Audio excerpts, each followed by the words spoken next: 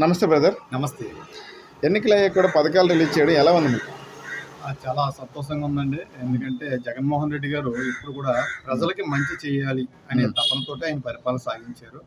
అయినా సరే ఈ చంద్రబాబు నాయుడు గారు ఎలక్షన్ కోడ్ అనే ఒక అడ్డుని క్రియేట్ చేసి నిమ్మగడ్డ ప్రసాద్ తోటి పిటిషన్ వేయించి ప్రజలకు అందవలసినటువంటి సంక్షేమ పథకాలు అందితే ఓటింగ్ శాతం పెరుగుతుంది, జగన్మోహన్ రెడ్డి గారి ఫేవర్ గా ఉంటది అనే ఉద్దేశంతో చంద్రబాబు నాయుడు చేసినటువంటి కుయుక్తిని పోనీ ప్రజలందరూ అర్థం చేసుకున్నారు.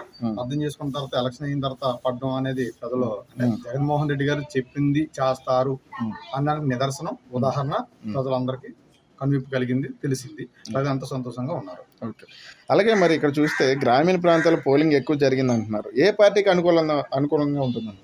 గ్రామీణ ప్రాంతాల్లో పోలింగ్ ఎక్కువ జరగడానికి కారణం జగన్మోహన్ రెడ్డి గారు మాత్రమే. ఎందుకంటే 100% జగన్మోహన్ రెడ్డి గారు చెప్పినటువంటి ప్రతి పనిని కూడా చేశారు కాబట్టి సామాన్య ప్రజలకి చేరువుగా, అంటే వాళ్ళకి అనుకూలంగా అందుబాటులో ఉండేటట్లు, నేరుగా వాళ్ళ అకౌంట్ లో పడేటట్లు గ్రామ వాలంటీర్ సహకారంతో చేసినటువంటి ఈ మంచి పనికి గ్రామీణ ప్రాంత ప్రజలందరూ ఎంతో హర్షం వ్యక్తం చేసి ఆయనకి ఈ విధంగా మనం రుణం తీర్చుకోవాలి. ఆయన మనకి చేసినటువంటి సేవకు మనం ఆయనకి మళ్ళీ ఇంకోసారి చేసే అవకాశం ఇప్పించాలి, కల్పించాలి, ఆయన మరొకసారి సీఎం చేసుకోవాలి అనే ఉద్దేశంతో గ్రామీణ ప్రాంతాల్లో సామాన్య ప్రజలు క్యాంపెయిన్ చేసి, అంటే నాయకులు కాదు, సామాన్య ప్రజలు, మహిళలు ముఖ్యంగా క్యాంపెయిన్ చేసి వాళ్ళు ఇచ్చినటువంటి ఇన్పుట్టే ఈ విధంగా పెరిగింది. అంటే ఓటింగ్ శాతం పెరగడానికి కారణం అసామాన్య ప్రజలు, మహిళలు మాత్రమే. ఓకే. అలాగే ఇక్కడ చూస్తే జగన్ మళ్ళీ సీఎం అవుతాడని వైసీపీ వాళ్ళు, చంద్రబాబు సీఎం అవుతాడని టీడీపీ వాళ్ళు అంటున్నారు. ఎవరు సీఎం కావచ్చు అనుకుంటున్నారు? అందరికీ తెలిసిందే, ముందుగానే జరిగిపోయింది. జగన్మోహన్ రెడ్డి గారే సీఎం అని చెప్పి ముందుగానే ప్రజలందరూ అనుకున్నారు. రేపు అంటే పద్ధతి ప్రకారం రాజ్యాంగబద్ధంగా ఎన్నికలు జరగాలి కాబట్టి ఎన్నికలు జరిగాయి. అవి నామమాత్రంగానే జరిగినట్టు ఎన్నికలుగా భావిస్తున్నారు ప్రజలు.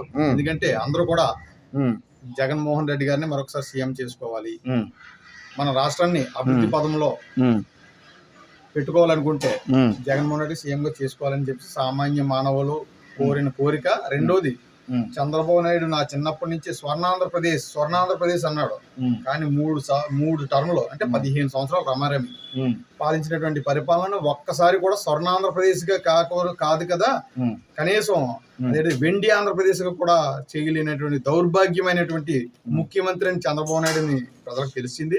కాబట్టి ఏదైనా సరే ఆంధ్రప్రదేశ్ అభివృద్ధి చెందాలంటే జగన్మోహన్ రెడ్డి గారి వల్ల సాధ్యమని ప్రజలు నమ్మారు. మరొకసారి ఆయనకి అధికారాన్ని ఇస్తారు. ఫైనల్ గా మరో 2 వారాల కౌంటింగ్ జరగనుంది. ప్రజల తీర్పు ఎలా ఉంటుంది?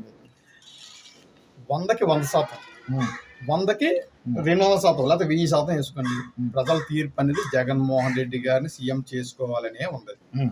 ఇది చిన్న పిల్లోడిని అయినా సరే, మాటలు వచ్చే పిల్లోడిని అయినా సరే చెప్తాడు, జగన్ మామయ్యకే మా ఓటు, ఆడికి ఓటు రాకపోయినా సరే చెప్తాడు. అంటే ఆ విధంగా ప్రజల్లోకి వెళ్ళిపోయినటువంటి ఏకైక నాయకుడు, ప్రజానాయకుడు, ప్రజల్లో నుంచి ఉద్భవించినటువంటి నాయకుడిగా కీర్తించబడినటువంటి వ్యక్తి జగన్మోహన్ రెడ్డి గారు.